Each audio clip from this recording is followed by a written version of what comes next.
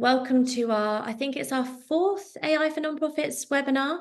And today we're going to be sharing why every nonprofit really needs an AI strategy and where you can start. So for those of you new to our events, I'm Lisa, Head of Marketing at Torchbox, and I'm joined by Edd Baldry, our Master of AI and Director of Innovation.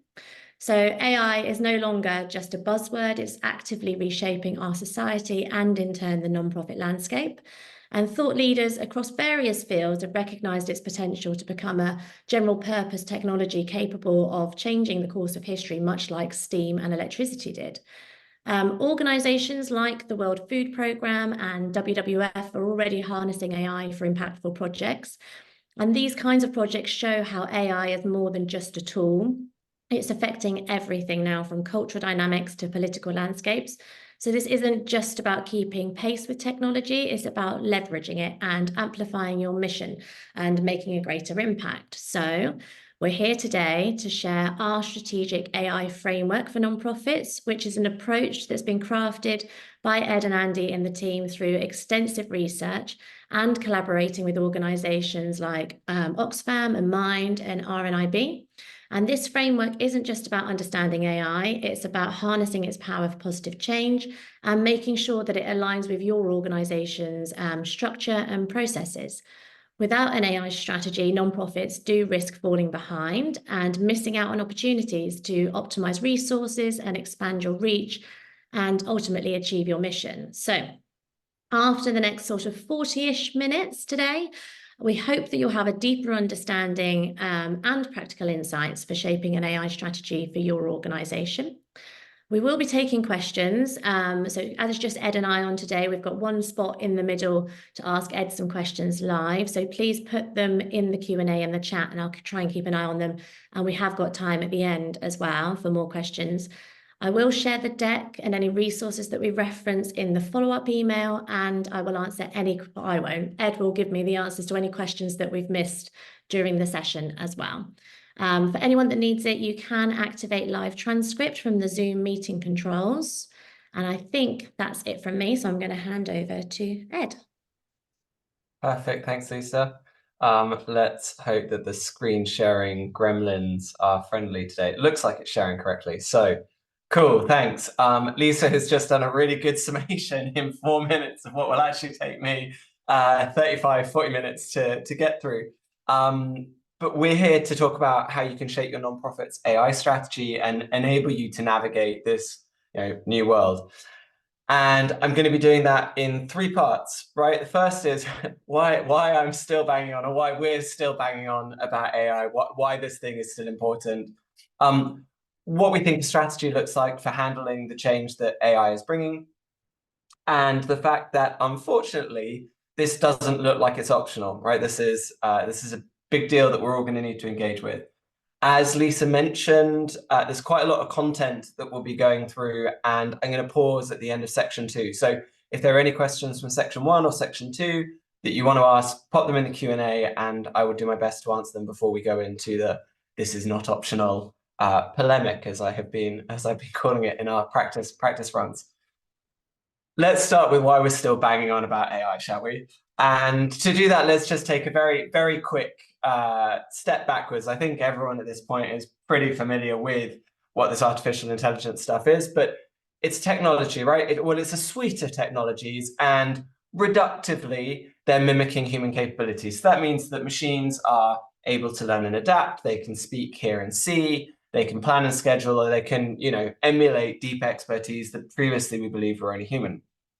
So technology, but the impact is cultural, right? All new technology in one way or another ends up creating organizational change, but AI is doing that at a speed and a depth that we haven't seen with other technologies. And I think the release of ChatGPT last year, 15 months ago now, November 2022, was a really good example of that, right? It's we've been talking about AI for the last 20 years, right? Geeks like me have been like, "Oh, this is a really big deal that you should be paying attention to," but it's always just been the margin of popular consciousness. It's there, but it hasn't quite broken through. And then suddenly it burst through. Suddenly, this was the fastest growth curve ever, beating Facebook, mobile phones, the web, everything. And this is why we're still banging on about it, right? Because folks like Mustafa Suleiman, the co-founder of DeepMind, is making comments like this. He is saying that, we had a lot of people using the internet in the late 90s, 36 million, but this year we have almost the entirety of the global population, 5 billion, able to access it. And that's the kind of trajectory we should expect from AI. But because it is building on already existing technologies, it's going to be moving much, much faster. And Lisa mentioned at the top of the call that, it is already impacting every societal system that we have. There's a systems thinker called Caspar Benjamin Reimer Borskopf, which is an amazing name that I'm very jealous of. And they've made the argument that modern human society can be divided into 12 systems. So from the political in the center through to healthcare, societal, food, agriculture, energy, communication, and all the rest that are on the side. And all of them, every single one of them, is being impacted in some way by AI. Some of them more than others, but all of them are seeing big, big changes in their world, right? From politics with voter targeting, potential disinformation, policy development, really interesting ideas about how you can take lots of unstructured data and use that to shape future ideas of what policy could look like. You've got societal things where it's now possible to, a friend has a startup who is using AI to listen to every single podcast. So their aim is to listen to every single podcast in the world and allow that to be a searchable resource. In food and agriculture, we've got supply chain efficiencies and on and on and on. We could spend the whole webinar just looking at the different systems here. So unsurprisingly, lots of people are saying this is going to have a very big impact, right? This is something that will transform our economy, environment, and society. And these are coming from every angle, right? And for good or bad, it's gonna have an impact. So you've got people like Canadian computer scientist Joy Bolamwini. You've got Fei-Fei Li, who was the person who created ImageNet in 2010. So the Fei-Fei Li is basically the person that you can thank for the fact that computers can see things. Computer vision didn't really exist before then. Timnit Gebru was in the AI ethics team at Google and is one of the kind of founding voices in us having conversations around ethics and AI. You've got Klaus Schwab at the World Economics Forum, and you've got Antonio Guterres, who is the chairperson of Secretary General of the UN. And that's great, but there are others who are pushing it further, right? There are others who are actually saying AI, it's not just a mobile phone, it's not just a fax machine, it's not, it's a thing that will have lots of change. No, they're saying it's a general purpose technology. And general purpose technology is a bit of a geeky expression that popped up in the mid 2000s. In 2005, there was an academic paper from Richard Lispy, Ken Carlo, and Clifford Becker. And they identified 24 technologies that had fundamentally altered the way that the human species, Homo sapiens, exist, right? So from agriculture, domestication of plants and animals, the printing press, factory systems, automobile, computer, just-in-time production. These are all things that fundamentally reorganize how we think about society, how we think about our species. Big deal. And there are lots of thinkers, there are lots of people who are saying that this is where AI is. Some of them have vested interests, right? It makes sense that Bill Gates and Sundar Pichai would be saying this. They were investing lots of money here. But there are lots of very credible academics. Eric Brand-Jolson, who does lots of organizational design things, and Kirsten Horte, who was one of the first people to say that AI appears to be a general purpose technology and that we need to be paying attention to it.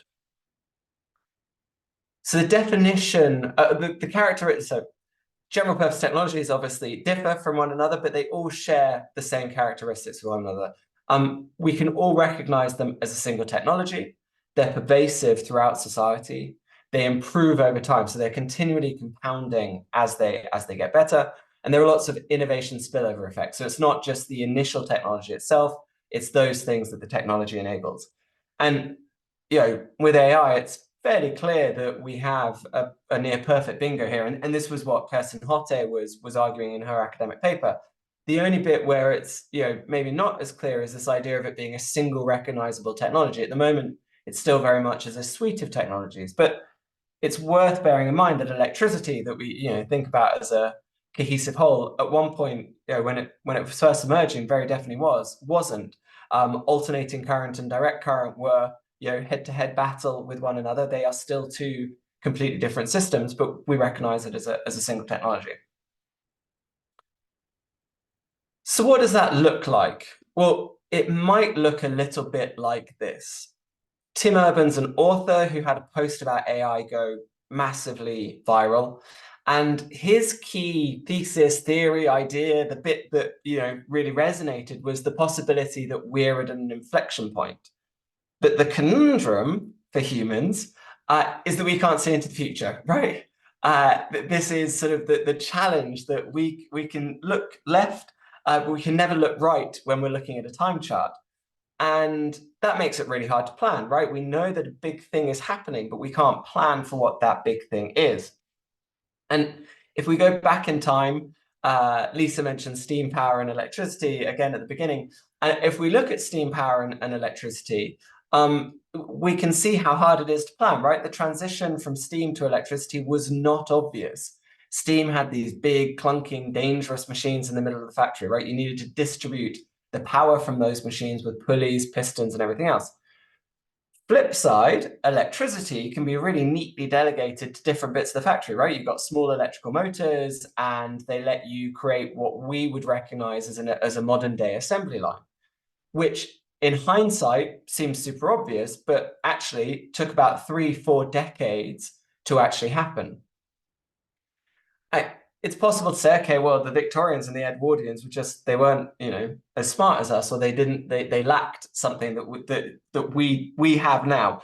So maybe they weren't very good at predicting how the changes would happen. Well, I'm not sure that's true, but let's move to more modern times, right? Let's move to the 1950s and look at some of the predictions around what changes were going to happen, right? The 1950s was a hotbed of where technology was clearly going to transform society.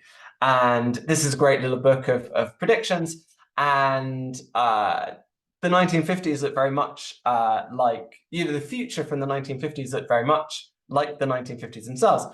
So it's, kind of fun looking at, they sort of figure out that something akin to the internet is going to happen, but it's going to be from faxes, right? Someone's going to send you to a printer a newspaper that you'll print out and you'll be reading with your morning coffee. They also, like we did in 2016, predicted that we'd have self-driving cars, so it's disappointing for all of us. They did get it right that air traffic control would arrive in the 1970s, so that's kudos there. But what's really interesting about these predictions is that they're the wrong way around, right? If you read through them, things that we recognize as easy, they considered hard. Things that we consider now to be hard or potentially impossible, they thought potentially easy. So this idea that you could have prosthetics, electronic prosthetics, radar to help with vision seems completely impossible now. The idea that we would have widespread robot services by the 90s, again, completely impossible for us. But in the 50s, centralized wiretapping, they just couldn't conceive of the computational power that would be required to wiretap all your phones in the world. So again, just like the Victorians and the Edwardians, it's possible that the silent generation just didn't have enough information to enable them to make good predictions. So let's move to the early 2000s and let's think about predictions that were being made in 2001. And this is a range of phones that the early 2000s had lots of very interesting form factors when it came to phones. But where we got it right in the early 2000s was that we were all going to be walking around with encyclopedias in our pockets, right? Everyone understood that everybody would have access to the internet from their phone. What was not predicted was the idea that Apple, at that point, a very small computer company, would be the completely dominant player.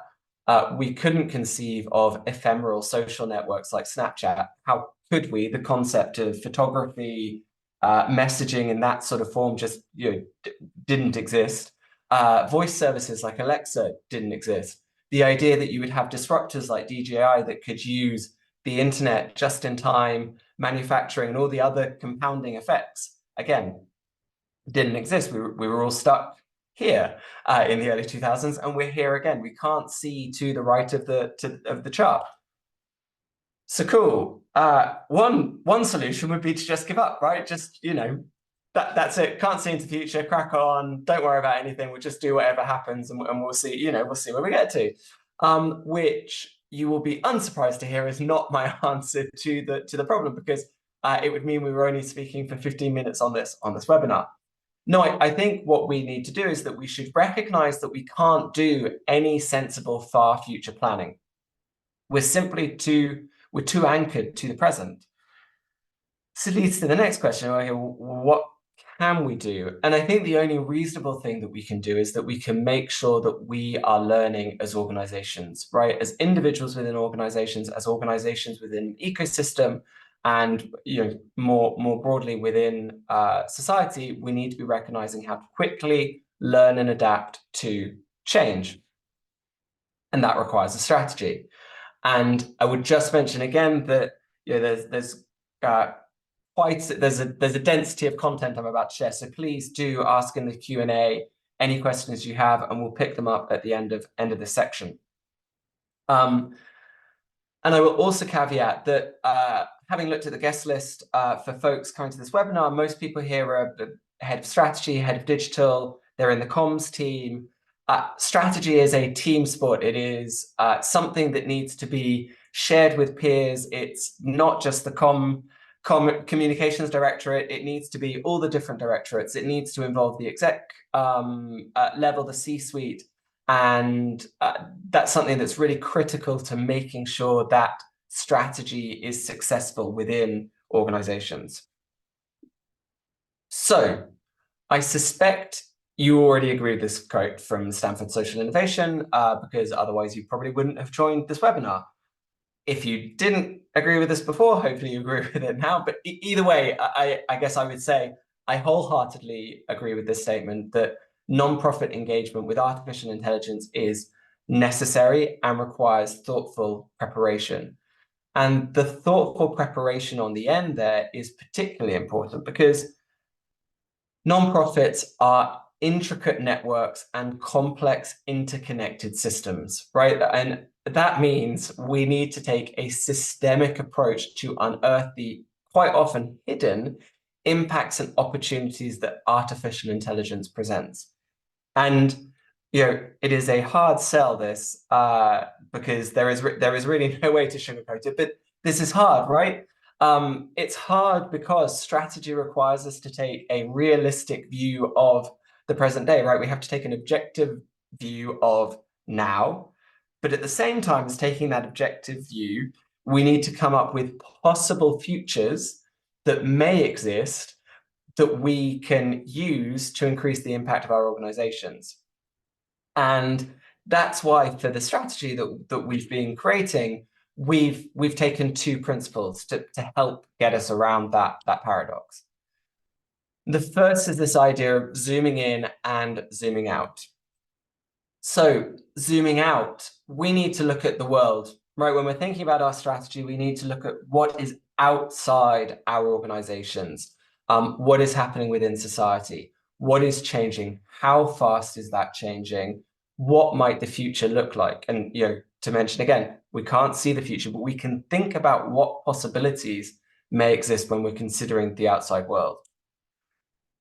Then we need to consider our organizations, right? How do we create value? What's our purpose in the world? What is the ecosystem that we have created around ourselves? The beneficiaries that we're working with, the partners that help us in serving those beneficiaries, the advocates, the donors, the people that we work with on a day-to-day. What's our vision? What's our mission?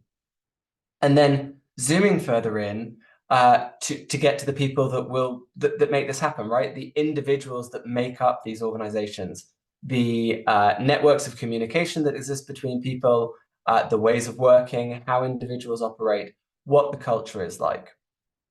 And to do that, to facilitate that principle, we've created this AI opportunity framework, which is a wheel with 6 stages that support this zooming in and zooming out. So taking from the top left, it's looking at the ecosystem environment, considering the impact and outcome, so your purpose, vision, and theory of change.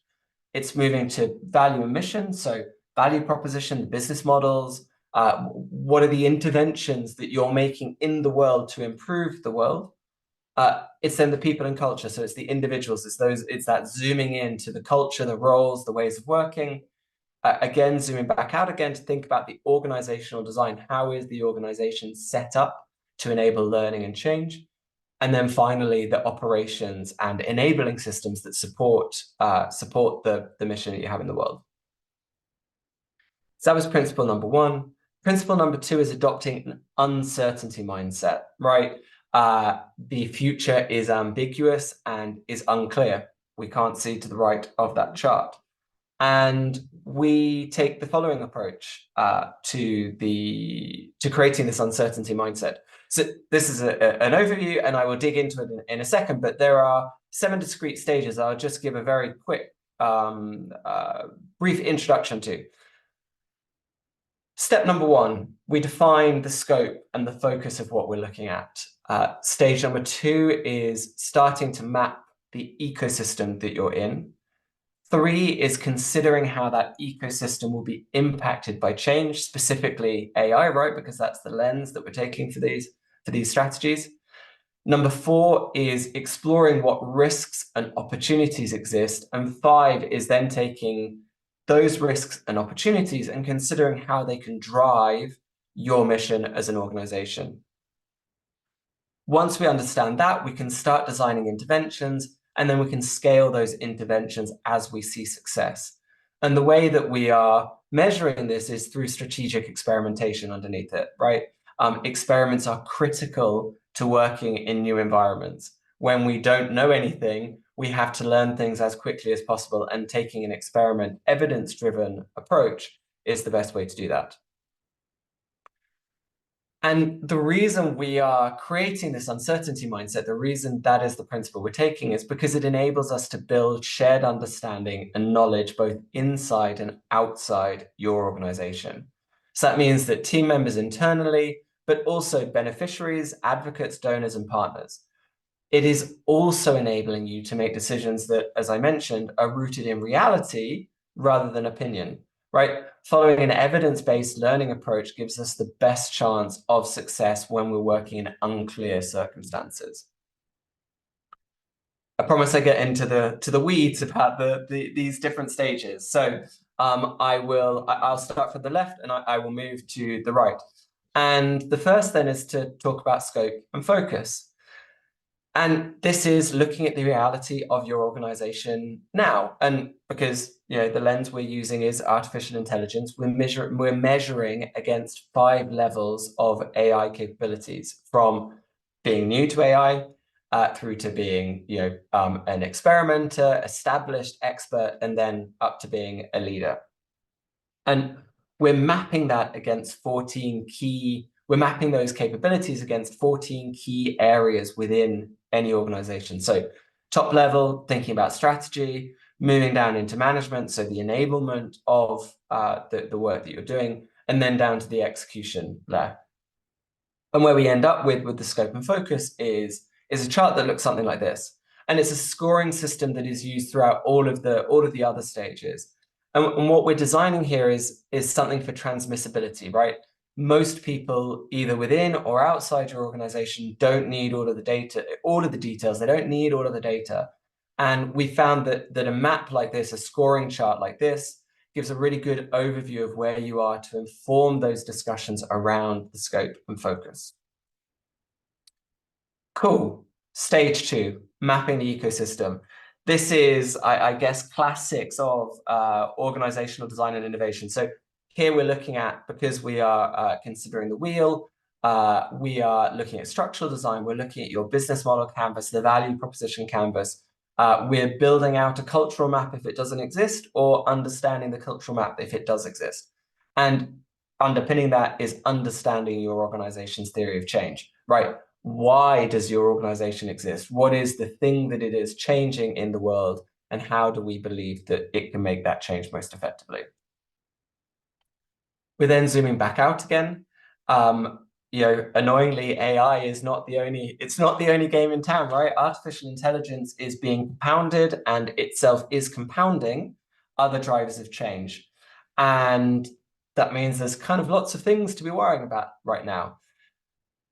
We also need to take a specific lens to nonprofit organizations. Very often much of innovation, much of change theory is rooted in private sector work, right? Nonprofits are different. We have different forces at play with us, and we have different reasons for existing. So this is very much tailored to nonprofit organizations and considering, steeple frameworks, what the market forces are, what the macroeconomic forces are, and where the sector is moving, where is the nonprofit space moving.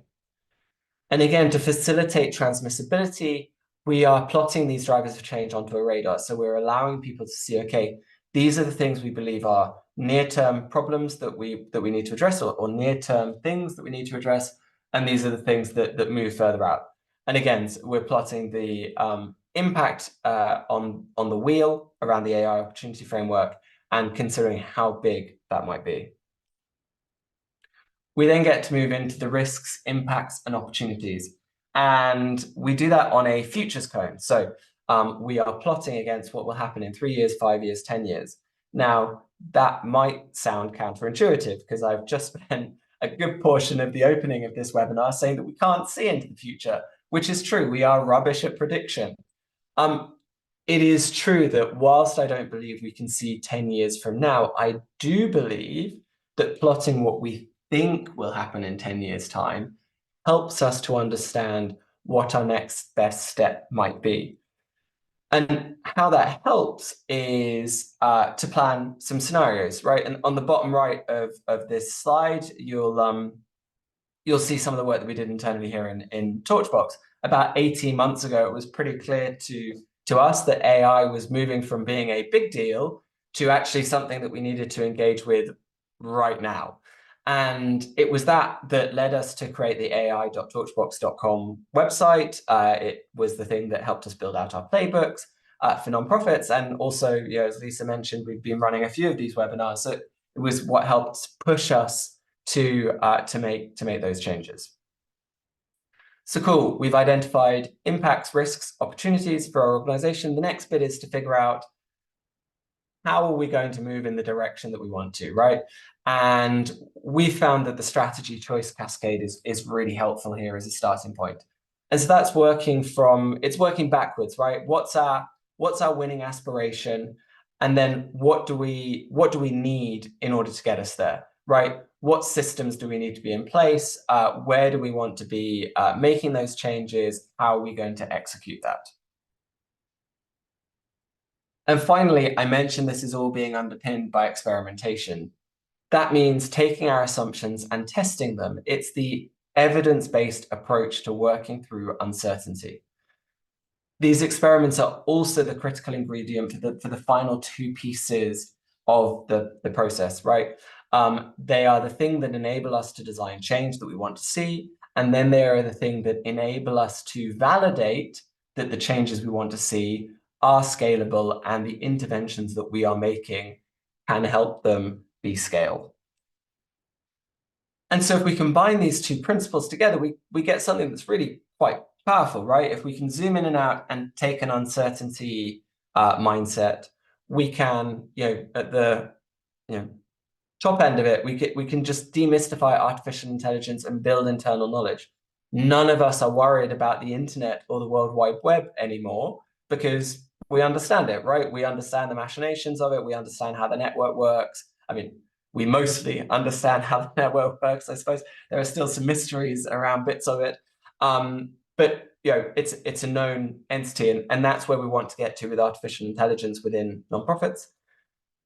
We're taking an ecosystem science-based approach to innovation and change. So the new things that we are creating, it's not just based on somebody's hunch or gut feel or the fact that the highest paid person in the room thinks that that's the way that we should do things.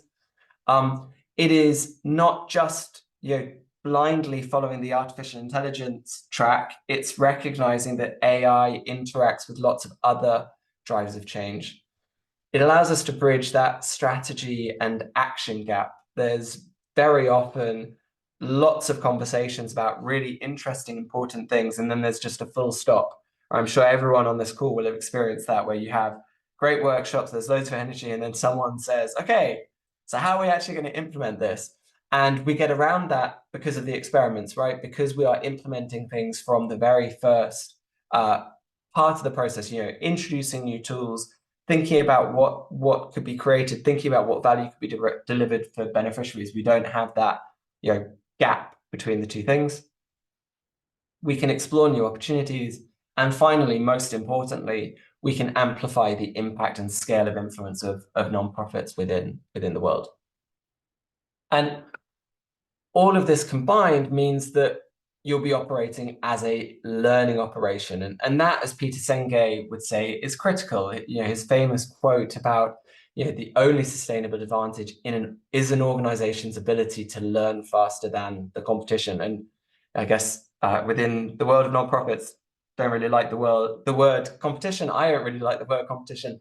But it's about being able to learn faster than the world around us, and keep up and make sure that we are having the impact to drive the missions that we're looking to support.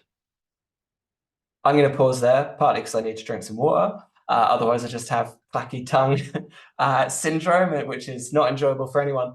But Lisa, is there anything to answer in terms of questions? Yeah. Yes, we have got a couple of questions, both with regards to like online fundraising and donations. So the first one is, what AI tools should charities that fundraise online engage with? Cool. So the very awkward answer to that is I don't know, without more context, right? I mean, in terms of, it depends what type of organization you are, what your donors look like, what type of outcomes you're looking for in terms of, are these ongoing donations? Are these one-off donations? Is this, trying to intercept somebody whilst they're perusing Instagram, or is it that you're looking for, a longer term relationship? Which I think is one of the reasons why we have to take a slightly more strategic view of how we implement tools and what tools we implement.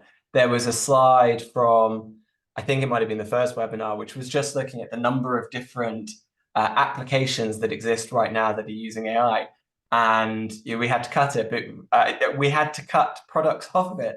But even so, the things were barely a pixel high. There are many, many tools to be choosing from. And I think it's a case of figuring out what you want those tools to enable, rather than just saying, well, tool A is pretty cool, why don't you try that and see what happens? Because you can be bouncing around with an awful lot of tools, not getting anywhere fast by taking that approach. Yeah, so I suppose it depends on what challenge they are trying to fix as well. So if it's understanding your donors, for example, then you can use AI to segment the data and things like that, or if it's behavior. So it depends on the challenge you're trying to sort out. Exactly. I mean, even to the extent that, as I mentioned, AI is a suite of technologies. So you might want to be taking a probabilistic approach to the problem, right? Thinking about, okay, well, who has higher propensity to donate based on historic data trends we've got? That whether you wouldn't use generative AI, you wouldn't be using something like ChatGPT to be doing that. But so yeah, there's lots of nuances to that question. Annoyingly, because I'd love to be able to answer with a pithy one-liner. Just use that one. So we've also have a question about from Saeed about how to approach fear of change within organizations. People are scared AI will make their roles redundant. How do we move them towards excitement and experimentation? Yeah, I mean, is an incredibly difficult challenge to handle, right? And this is actually why we have ended up where we have ended up with the strategy work that we're doing now. When had we been doing this webinar a year ago, which we didn't do, I think the first one was later in the springtime, but we were very focused at that point on tools, right? We were focused on what especially generative AI could enable in terms of doing quick prototypes or allowing you to access data that was previously inaccessible, all of those. We were very down on the tool layer. And the more that we were working with the organizations we've been working with, the more we could see that actually cultural barriers were the problem. This isn't a technology issue. This is a cultural issue of exactly that. It's getting people to feel comfortable with something that fundamentally feels big and scary. I mean, I'm fairly scared about the whole thing. I have been working with AI now since it was when I was at Dyson. So whenever that is, like 7 years ago, I've been working with it in my day to day, and it still is surprising to me, and I'm still caught off guard by it every so often, and I still find it, this how do we navigate these changes feels big and scary. It's right that people feel unnerved because it is unnerving. And I think being upfront about the fact that there is lots of change to be dealing with is the only way to approach it. Can't just, I think, if someone comes with a simple solution to a very complex problem, they've probably got the wrong solution, right? And I think being overconfident about AI and how that's going to impact things is the wrong place for people to be. Okay, thank you, Ed. And we have quite a big question as well from Kat. Have you got any thoughts on how emerging technologies like AI can reach those in less connected parts of the world, such as African countries who want to access information using low resource languages and countries with less computer power to run it? Yeah, that is a very big question and a hard one to answer. I mean, we didn't manage it with digital, right? And there were lots of, or I guess there are lots of initiatives that are still ongoing, but there were lots of very big ones in the 2010s trying to support that. I will actually be talking about an organization in the next section that was somewhat involved in that. I'm going to have to confess that I'm going to go with the I don't know, because I think that's the most honest answer. It is a fascinating problem and a fascinating question, but I don't have a good answer to it, other than it's very interesting and I would love to think more about it.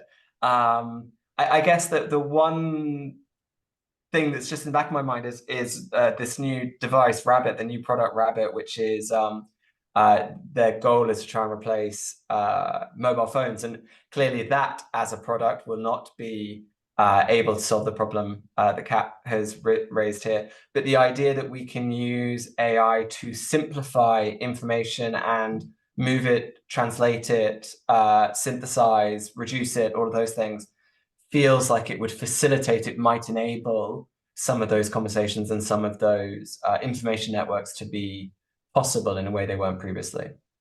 Yeah, so if there's a humanitarian organisation that wants to look into this further, we will be happy to do so. One more question as well from Antonio. Where in the process do you think some specific AI governance and policies, etc., need to be in place? Is it before we encourage growing understanding and experimentation, or does it come once the organisation's maturity and strategy has been developed further? So that is a particularly thorny question for nonprofits, right? Because the sector that we exist in, we don't want to do any harm, and it feels scary to work with a new thing until we have governance and guidelines around it, right? The challenge is that it's such an emergent technology that it's difficult to put governance and guidance around it until you have been working and exploring with it. There's a bit of a chicken egg conundrum there. How we have been approaching it is that we have, at the very beginning of the process, we talk about principles, so guidelines, and we've got 9 guidelines that we have been working to here at Torchbox. Some around how we should behave as individuals when we're interacting with AI systems. Some of them are principles about how AI systems will tend to behave, and then some of those are around how, more at the organizational level, we would expect things behaving. That's enough for some organizations, right? Just having the principles there is enough, and you can crack on and you can do it. Others take the principles and we work through them and make them more concrete as time goes by, as you would expect with any other business unit within an organization. So yeah, again, a bit hard to put into a one line response, but Yes, governance is critical. Yes, it needs to be there from the beginning, but it will change through the process as you learn more about the technology, about the people you're working with, and about the people who are using the technology. And those need to be incorporated. There's not you can't do a neat plan at the beginning of the process to get to where you want to go to. Exactly. Brilliant. Okay, that's all we'll take for now. If you want to carry on, Ed, with the last Yeah, bit. absolutely. Cool. It is working. Right. So sorry, I should say this is an option. I've been sitting on the screen for so long. I am genuinely sorry about this not being optional. There are lots of awesome plans and things that will be sidelined because people need to think about strategy about this. But still, I don't believe that it is optional, and I don't believe it's optional because it's not just AI, right? I mentioned earlier that most of the people on this call are around digital and strategy, and so comms directorate and strategy folks. So we can see lots of things within our digital realm that are already causing concern. There's the fragmentation of the web. There's the lack of trust in various digital platforms, and actually the disappearance of some of those digital platforms. If we think about Twitter, now X. But all of those are feeding into and being combined and compounding with inflation, funding squeezes, and the fact that actually the state provision, at least in the UK, is moving backwards, right? And that means that there are charities and non-profits that are needing to fill the space that previously we wouldn't have been doing. We're needing to do more with less. As AI comes along, and it doesn't help. The IMF has released several studies around this, but the most recent one was that it looks like AI in Western countries is going to impact 60% of workers. 30% of those will potentially be replaceable or replaced. It's lower in other bits of the world, but still something to pay attention to. So again, we are here. And we can't see in this direction, right? We can't see to our right about what is coming. What we can do to consider how this is non-optional is look backwards to the most recent general purpose technology that impacted us all, and in fact gave many of us our careers, and that's the internet, right?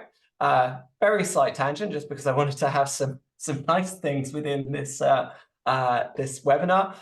Was you might be wondering why there's a van here. And it's because this was the van where the internet was born back in the 1970s. And there's something very cool and actually reassuring almost about the fact that just a small group of scientists, hippies, dreamers, visionaries rolling around in San Francisco could have such an outsized impact on the world, right? It is quite easy to feel passive, and a client was saying they felt like a speck of dust being blown on the wind. We can feel quite disempowered with everything that's going on. But I like this because it sort of reminds me of that Margaret Mead quote, right? That people overuse, but still, we shouldn't underestimate the power of a small group of committed people to change the world, right? It's the only thing that ever has done. But anyway, the internet.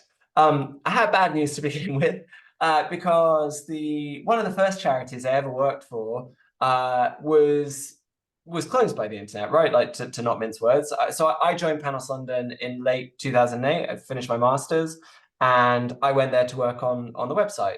And Panos London was awesome, right? We were a communication development charity. We were founded in the 80s. We had done some amazing, really amazing work, whether that was on AIDS, whether it was on climate change, whether it was just simply around creating non-biased news content within various different bits of the world. So the question then, well, why did Panos London close? And the simple answer is that we lost our DFID grant, right? We lost our grant from the UK government. That's not really the answer, or at least that leads to the next question. Well, why couldn't we get the funding? And the reason we couldn't get the funding was because we hadn't adapted to the internet. The communication channels that we were good at, that we were used to using, radio, newspaper, were substantially less important because of the internet. The network that was created around it meant that news didn't need to be distributed through those traditional means anymore. We didn't have a strategy to address this. I suppose I should say this is my personal opinion. Other folks at Panos would have other views on our shared history, I'm sure. But my very strong opinion is that it was the web that led to us needing to close our organization, our charity. The good news when we look back on the internet, and that as a general purpose technology, was that Panos London was the exception, right? Most charities had a strategy. Most charities adapted to the internet, and they were able to take advantage of new channels to reach people, and that led to three really cool outcomes, right? People were able to improve existing services, people were able to create new services, or people were even able to create entirely new organizations. So quickly go through some of them. Human Rights Watch were able to improve an existing service. Up until the web, the internet, Human Rights Watch was a fairly niche organization, very well-funded niche organization, but still one that had a outsized impact on civil society. It was used by journalists, it was used by governments, by MPs, policymakers. It wasn't widely known to the general public. The internet changed that. They were able to distribute their information there. They were able to advocate for change in the way that wasn't previously possible. And that creates some quite interesting questions then for AI. It's, in terms of existing services and making them better, how can AI change information distribution? How could AI support the amplification of messages that we have or that people have as nonprofits? And, what was previously impossible might now be possible were we to lean on this new suite of technologies. The internet also, the web, gave us new services, right? Before the World Wide Web showed up, people experiencing cancer had a very localized experience. It was their hospital, it was their doctors. The web allowed people to network, and it allowed people like Cancer Research UK or Macmillan to create forums where people could connect and talk, which particularly important, I'm sure, for people with rarer cancers or more tricky diagnoses. And well, again, questions for AI. What new services does it enable? And we don't have a network effect in the way that we do with the web, but what does it unlock that allows us to create a new service that allows us to connect more people together? And finally, and I recognize that Just Giving is slightly controversial in our space, but it did simplify online donations quite substantially in the early 2000s. And it came into existence because of the internet, right? And it was the internet that enabled many, or some of, I should say, rather than many, of the campaigns to go viral, right? Most recently, or I guess most famously recently, Sir Tom Moore's fundraising walk. Without the internet there, Just Giving wouldn't exist. What new organizations is AI going to give us, right? What does an AI first organization look like? How might that be spun out of an existing organization? And how might we form them to extend the mission of nonprofits and charities? That was the internet. And as we can see from Panos, not having a strategy leads to suboptimal outcomes, as you might say. With AI, it's going to be the same. And it's going to be getting answers for questions like, what we'll be able to create in response to AI? What opportunity does it open up for us? And how are we uniquely placed to take advantage of these new opportunities that would allow you to thrive and move forwards within this new space that we're working with? Cool. So altogether, hopefully, I've convinced you that you need a strategy. Why then should you work with us, right? Why Torchbox? Obviously, I think we're awesome. Have a bias here. We're great. But more concretely, I think we have a lot of useful experience that is actually quite hard to find in other agencies, because from the experience that we've had, we're very good at zooming in and out of things. So we've worked on cultural problems, cultural change issues on one level. So, organizational change, how do you facilitate new designs within spaces? But we've also gone right down to the bottom. We've, just gotten products delivered and done, right? The on the edge of the work that you need to do. We've also got lots of experience with uncertainty. We've worked with startups, we've created novel products with the Googles and Dysons of the world. We've also been doing foresights, well, I haven't, Andy has, foresights and futures work with folks like the Institute for the Future, and was doing lots of work with Pepsi to think about how Pepsi could actually be good rather than, selling sugar water as they currently are. Hard challenge. But there are others, right? We're not the only people in town.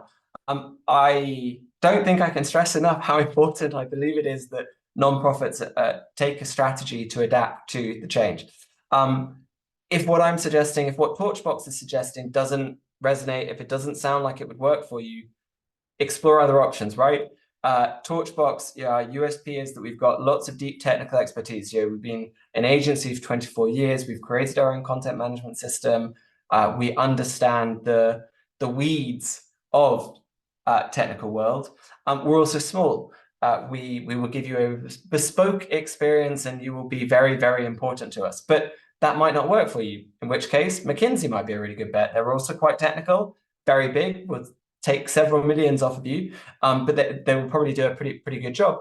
And on the other end of less technical expertise, but still doing very interesting work with small people, there's agencies like Modern Change who really interested in your organization, set up to think about, okay, well, how do we facilitate change? So please engage with others if you don't think we're good, because the strategy is very important. But I really hope we do get to work together. And part of the reason we've been working so hard on resources and work on creating these webinars, on creating playbooks, is because we want to offer support to nonprofits working in the space. So if you haven't come across them, the playbooks are available on the ai.torchbox.com website. We'll also send links to them in the email follow-up that Lisa will be sharing.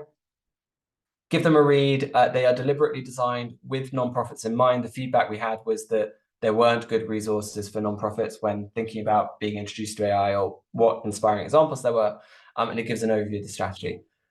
The other piece of work we are doing is we're offering a free 1-hour workshop with senior leaders in organizations to talk through current state of AI, potential for AI in the organization, and obviously introducing our strategic framework. So I mentioned at the top of section 2, this is a strategy as a team sport. This is technology, but it is creating cultural change. That means it requires not just the digital team, it requires all of the different teams to be working together, and it requires executive support, right? It needs to be senior leaders from the C-suite who are getting involved with this work and supporting and championing this change, right? That's one of the ways for people to feel slightly more comfortable about change, is if they know they've got the support and backing from senior managers that they can explore and potentially fail, but it's totally fine because everybody understands that's what's necessary at this moment in time. Cool. That is the end of the webinar, and please do get in touch with us if you have any questions, but I would also love to answer any questions that we might have now. We do have 5 minutes left if anyone's still got time to stick around. We've got one from Joe Fisher, who asked if you have any recommendations for using AI to analyze themes in qualitative data. It's a really interesting space. So I will be opinionated here. Actually, I can give a recommendation on this one. I think OpenAI and their custom GPTs is very good as a start for 10 here. It requires a bit of, it doesn't require technical skill. It just requires some potentially technical thinking in terms of, so custom GPTs, for people that don't know about them, are a new kind of app that you can get on OpenAI, and it enables you to have a code interpreter. It allows you to have an image generator, which not so useful, and allows you to explore the web. Now, the cool thing when looking at qualitative data is using the code interpreter, because you can do some interesting things around asking it for themes and then asking it to count those themes and to look at how they intersect with one another. It is imperfect, right? It doesn't replace a human, but it can definitely augment a human. And I've used it 4 5 or 6 times on different research bits I've been doing, and every time it has moved me faster, and it has also, as importantly, enabled me to see themes that I probably wouldn't have seen because of the blind spots I have, right? When maybe I'm just a very bad researcher, which is definitely possible, but when doing research, it's very easy to fixate on a specific idea. You come across a theme or an idea or a signal fairly early in the process, and then there's that risk that you're confirming that signal as you go through the research. Using generative AI, using custom GPTs are a very good way of avoiding that bias, or at least I have found in my experience, a very good way of avoiding that bias. Good answer. Thank you, Ed. Should we squeeze one more in? We've got 3 minutes for those still sticking around. We've got a question. Do you think AI governance will be part of the BSI group? I just had to Google the BSI group. Is it that sustainability organization? Okay. So as in, sorry, will AI ethics be part of the sustainability group? Is that FUD? Is this the group? Is that what you mean? Oh, standards, ISO, etc. Will governance be part of their ISO standards? Oh, I see. Yes, I think inevitably, yes. So I sorry, I'm getting into the weeds of thinking about previous experiences of working with on health products, and where obviously ISO numbers are a very big deal, right? You don't want to make a medical product that is going to harm people, and so you have lots of ISO hoops that you have to quite rightly go through in terms of human factors. Yes, I would expect that we are going to see AI as part of ISO numbers, just in the same way that we have information govern information security and all of the things that relate to the web are now governed by ISO numbers, and those have only happened in the not that distant past. So whether that will mean new ISO numbers are being created or whether it means that previous ISO numbers are going to be augmented, don't know. But certainly there is no way to avoid the fact there is going to be regulatory processes that we'll be needing to work through in the not too distant future, which I think will also, if I was a Silicon Valley person, I'd be saying, God, that's awful. I think it will enable us to make things that are both very cool, but we can be confident are also safe. So I think it's a good thing that we'll be encountering that in the not too distant future. Okay, brilliant. Thank you very much, Ed, for your time and talking a lot. It's much appreciated. I will be sharing all of our resources, and all of our resources are constantly updated as well. So we will be updating them with new regulations and things like that as we find out about them. So thank you, everybody, for coming and joining us. See, Ed, compliments on your hair again. My hair is a disaster. I haven't had a haircut in like 3 weeks, and it's going. Anyway, thank you. It's very much appreciated. Thanks, everybody. Thanks, everyone.